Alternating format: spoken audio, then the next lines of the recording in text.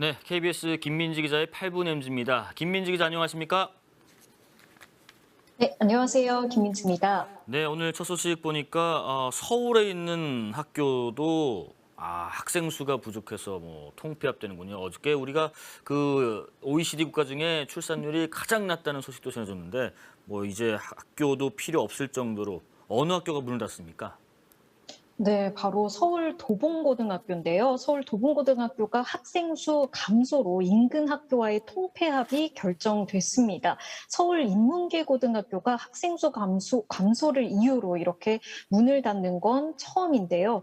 서울시 교육청은 지난 6월 1학년 재학생 33명을 대상으로 학교 통폐합에 대한 설문조사를 한 결과 전원이 찬성을 했고 지난달 1학년 학생들을 인근 학교 등으로 재배치했다고 밝혔습니다.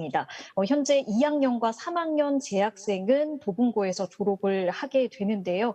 2003년 개교를 한 도봉고는 입학생이 계속 줄면서 올해는 45명만이 입학을 했다고 합니다. 시교육청은 남은 재학생들의 학습권 보호를 위해서 정규 교사 수를 증원하고 고교 학점제 등이 원활하게 진행될 수 있도록 소규모 수업에 대한 지원도 늘릴 방침인데요.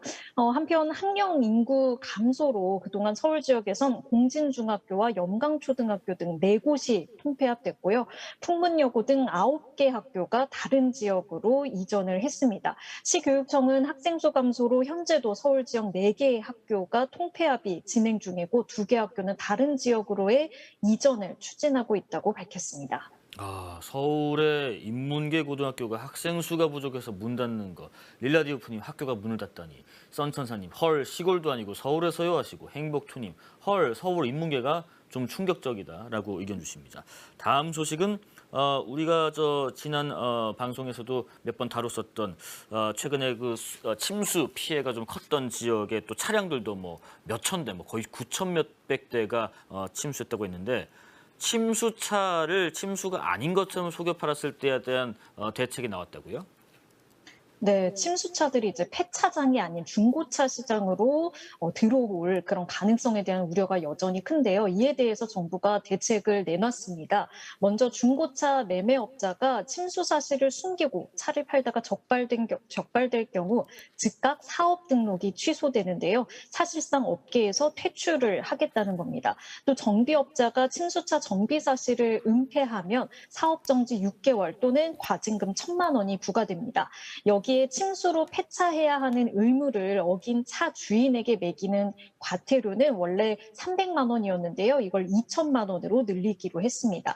다만 처벌 강화는 개정이 필요한 사안이기 때문에 국토부는 올 하반기 개정안을 발의할 예정인데요. 전문가들은 일단 당장의 피해를 막기 위해서는 중고차 매매 계약서를 쓸 때 침수 차량으로 밝혀지면 얼마 이상의 금액을 지급한다라는 내용의 추가 특약을 적어 놓는 것이 도움이 될 수 있다고 조언을 하고 있습니다. 예. 그리고 이번 정부 들어서 우리 참전 용사분들에 대한 예우를 갖추는 활동들이 아주 많이 펼쳐지고 있습니다. 복장을 좀 바꿔서 제공해 드린다든지 보금자리를 마련해 준다든지 이런 것들. 또 하나 참전 용사들을 위한 어떤 정책이 추진되고 있네요. 네, 공공주차장 등의 이 참전용사 차량 전용 주차 구역을 설치하는 방안을 추진한다고 합니다. 국가보훈처가 밝힌 내용인데요. 공공주차구역과 대형마트, 숙박시설 등의 참전용사 전용 주차구역을 설치하는 미국 제도를 국내에 도입하는 방안을 추진하고 있다고 밝혔습니다. 보훈처 관계자는 공공주차장 같은 경우에 이제 지방자치단체에서 조례를 통해서 운영을 할 수 있고 또 대형마트나 이런 호텔 등 민영 주차장은 언제라도 자체적으로 운영할 수 있다며 관련 기관들과 협의를 진행하고 있다고 설명했습니다.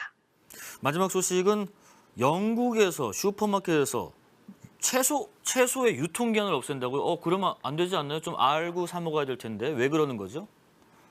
네, 전 세계 식탁 물가가 줄줄이 이제 상승을 이어가고 있는데요. 그중에 소비자 물가 상승률이 40년 만에 최고를 기록한 영국에선 이런 일도 있다고 합니다. 슈퍼마켓 체인들이 버려지는 식품들을 줄이기 위해서 유통기한 표기를 없애고 있는 건데요. 슈퍼마켓 체인인 아스다는 다음 달부터 채소와 포장식품 등 포장과일 등 250여 개 품목에서 유통기한 표기를 없앨 것이라고 밝혔습니다. 음식물 쓰레기를 줄이기 위해서라고 설명을 했는데요. 유통기한이 지난 식품도 활용해야 할 정도로 그만큼 물가 상승이 심각하다는 것을 보여주고 있습니다. 모리슨스 등 다른 업체들도 우유, 채소, 또 과일 등의 품목에서 유통기한을 없애는 등 비슷한 조치를 도입하고 있다고 합니다. 네. 자, 우리 저 8분 MG를 할 때마다 여러분들이 그러십니다. 김민지 기자님 스튜디오로 언제 복귀하세요 하는데 여러분 오늘부터 복귀를 못 하고요.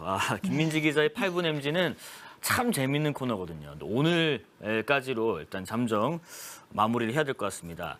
나쁜 일은 아니고요. 아주 좋은 일 때문이죠. 김민지 기자 다음 달에 이제 출산을 앞두고 있습니다.